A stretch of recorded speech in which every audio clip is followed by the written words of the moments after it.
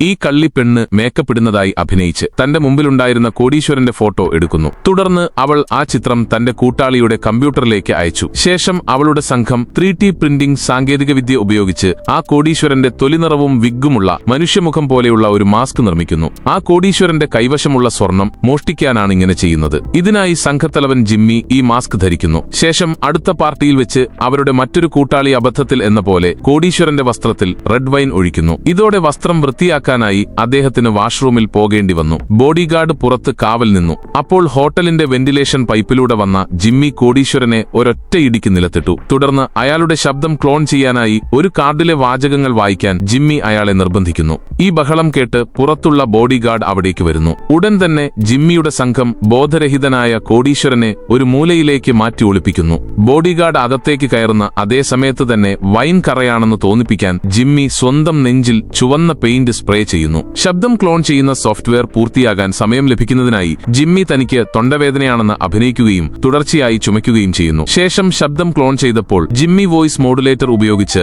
ആ കോടീശ്വരന്റെ ശബ്ദത്തിൽ സംസാരിച്ച് ബോഡിഗാർഡിനെ കബളിപ്പിക്കുന്നു. ശേഷം പുറത്തു വന്നപ്പോൾ ഒരു പ്രമുഖ വ്യക്തിയായി അഭിനയിച്ചെത്തിയ അവരുടെ സുന്ദരി പെൺകുട്ടി വ്യാജ കോടീശ്വരനെ ഒരു സ്വകാര്യ ഡേറ്റിന് ക്ഷണിക്കുന്നു. ഇതോടെ ബോഡിഗാർഡിനെ ഒഴിവാക്കാൻ അവർക്ക് സാധിക്കുന്നു. ഒടുവിൽ ജിമ്മിയും സംഘവും സ്വർണവുമായി ഒരു സ്പോർട്സ് കാറിൽ അവിടെ നിന്ന് രക്ഷപ്പെടുന്നു.